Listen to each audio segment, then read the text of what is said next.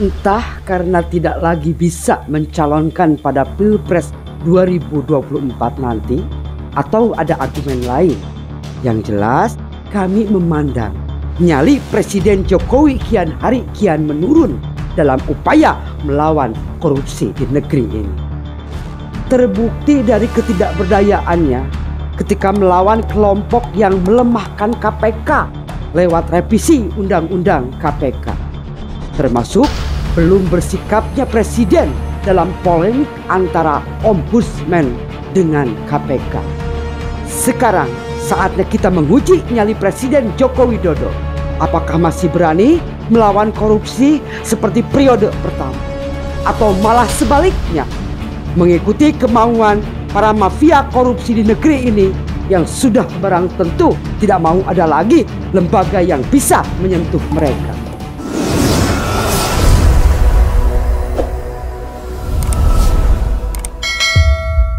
Memang korupsi tidak akan pernah sirna selama setan masih ada.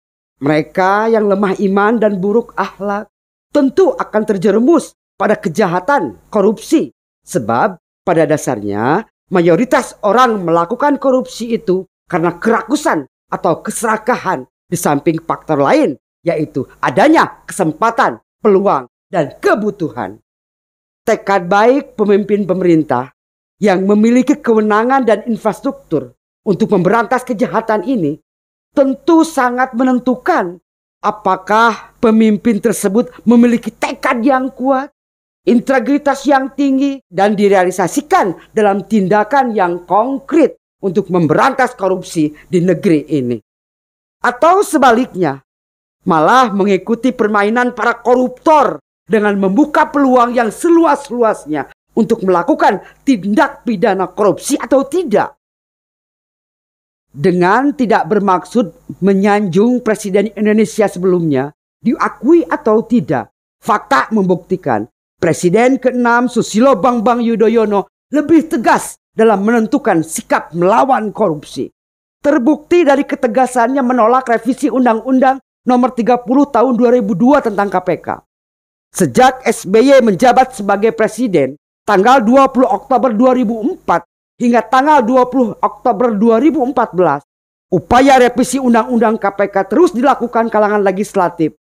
Alhamdulillah, sampai akhir masa jabatannya, SBY tetap teguh untuk mempertahankan Undang-Undang Nomor 30 Tahun 2002.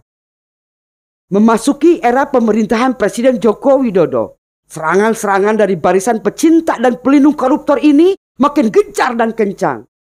Selama tahun 2015 saja, revisi Undang-Undang KPK 2 kali mencuat, sampai kembali masuk dalam prioritas prolegnas 2015. Ketika itu, tidak ada satupun fraksi yang menolak revisi Undang-Undang KPK. Lagi-lagi, Presiden Jokowi dalam pertemuannya dengan DPR tidak menolak, tapi hanya menunda revisi undang-undang tersebut dengan alasan pemerintah masih perlu memastikan perbaikan ekonomi nasional berjalan baik. Karena sifatnya hanya menunda, maka upaya menyerang balik KPK lewat perubahan undang-undang KPK terus berlanjut. Tahun 2016, dengan adanya kesepakatan DPR untuk revisi undang-undang KPK masuk lagi dalam prioritas program legislasi nasional 2016. Rakyat kembali menolak. Agus Raharjo sebagai pimpinan KPK ketika itu menolaknya pula. Kembali Presiden menunjukkan kelemahannya. Presiden sama sekali tidak menunjukkan ketegasannya dalam menolak revisi. Alasannya kesepakatan antara eksekutif dengan DPR. Memasuki tahun 2017, DPR makin kencang menyerang KPK sampai dibentuk Pansus KPK. Draft revisi Undang-Undang KPK pun sudah dibuat dan disosialisasikan. Kembali rakyat turun ke jalan menolak revisi tersebut dan akhirnya revisi pun kembali ditunda. Sampailah pada tahun 2019. Bermodal tidak adanya penolakan dari Presiden, DPR berhasil melemahkan KPK dengan ditetapkannya Undang-Undang Nomor 19 Tahun 2019 yang mengubah Undang-Undang Nomor 30 Tahun 2002 tentang KPK Presiden Joko Widodo sama sekali tidak berkutik melawan serangan-serangan ke KPK lewat undang-undang yang dianggap publik sebagai undang-undang pelemahan KPK. Karena terdapat poin-poin yang akan melemahkan lembaga yang sebelumnya sangat dipercaya publik tersebut. Kami sebagai rakyat tentunya sangat kecewa, tetapi tidak bisa berbuat banyak. Hanya bisa mengucapkan, Inna lillahi wa inna ilaihi raji'un. Karena telah lenyap ekspektasi kami terhadap KPK. Dan kami sangat kecewa atas lemahnya sikap presiden yang sama sekali tidak berpikir panjang terhadap dampak pemberantasan korupsi di negeri ini. Sejak undang-undang KPK diubah, berbagai kekhawatiran publik pun kian hari kian terbukti. Seperti akselerasi kinerja KPK, independensi lembaga, penghentian penyelidikan kasus korupsi, sampai kerawanan terjadinya praktek gratifikasi oleh organ KPK. Memang terdapat dua tangkapan besar sejak undang-undang KPK diubah, yaitu penangkapan Menteri Sosial Juliari Peter Batubara serta Menteri Kelautan dan Perikanan Edi Prabowo pada akhir tahun 2020. Ada yang berpendapat ini bukti bahwa KPK masih berjalan efektif dan bisa menindak kasus-kasus besar. Apakah benar demikian? Untuk menjawabnya tentu harus dengan data. Bahwa untuk pertama kalinya sejak 2008, indeks persepsi korupsi Indonesia tahun lalu menurun. Transparency International Indonesia merilis indeks persepsi korupsi atau Corruption Perception Index Indonesia tahun 2020. Skornya di angka 37 dengan ranking 102 dari 180 negara yang dinilai IPK-nya. Artinya turun 3 poin dari tahun 2019 lalu. Karena sebelumnya yaitu tahun 2019 Indonesia berada pada skor 40 dan ranking 85. Dari sisi kuantitas kinerja terdapat juga kemerosotan. Sejak KPK dipimpin Firly Bahuri, misalnya dalam operasi tangkap tangan, hanya ada 7 OTT pada tahun 2020. Padahal ketika dipimpin oleh Agus Raharjo, terdapat berkisar antara 18 sampai 30 OTT per tahun. Pada akhir Maret 2021, KPK mencatatkan sejarah baru, yaitu mengeluarkan surat penghentian pendidikan perkara atau SP3 untuk kasus surat keterangan lunas BLBI terhadap obligor Bank Dagang Negara Indonesia. Munculnya SP3 dari KPK ini dampak pasal 40 ayat 1 Undang-Undang nomor 19 tahun 2019 yang menyebutkan KPK dapat menghentikan penyidikan dan penuntutan terhadap perkara tindak pidana korupsi yang penyidikan dan penuntutannya tidak selesai dalam jangka waktu paling lama 2 tahun. Ketika di dalam organ KPK ada yang nakal misalnya, bisa saja penyidikan dan penuntutannya diulur-ulur hingga melewati 2 tahun, akhirnya keluarlah SP3. Faktor lain yang tidak bisa kita anggap sepele adalah berubahnya postur dan wajah pegawai yang bekerja untuk KPK. Kewajiban mengalihkan status pegawai KPK menjadi aparatur sipil negara menjadi faktor krusial melemahnya KPK. Ketika semua pegawainya sudah menjadi aparatur sipil negara, makin besar ancaman atas independensi personal KPK melalui kuasa eksekutif dalam penempatan, promosi dan mutasi para pegawai lembaga itu. Ini yang membuat banyak pegawai KPK tidak nyaman sampai akhirnya banyak pegawai KPK yang mundur.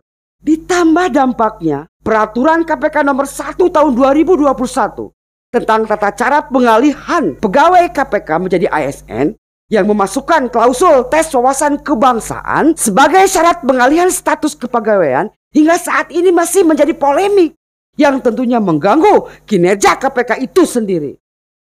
Munculnya peraturan KPK nomor 7 tahun 2020 tentang organisasi dan tata kelola KPK yang hasilnya mengangkat dan melantik 38 pejabat struktural sebagai turunan dari Undang-Undang nomor 19 tahun 2019. Justru kontradiktif dengan konsep dan semangat reformasi birokrasi yang menitik beratkan efisiensi. Di saat kelembagaan eksekutif lain dari pusat sampai ke daerah dirampingkan, ini malah ditambah. Di struktur KPK lama hanya memiliki 4 kedeputian dengan 12 direktorat. Saat ini menjadi 5 kedeputian dengan 21 direktorat.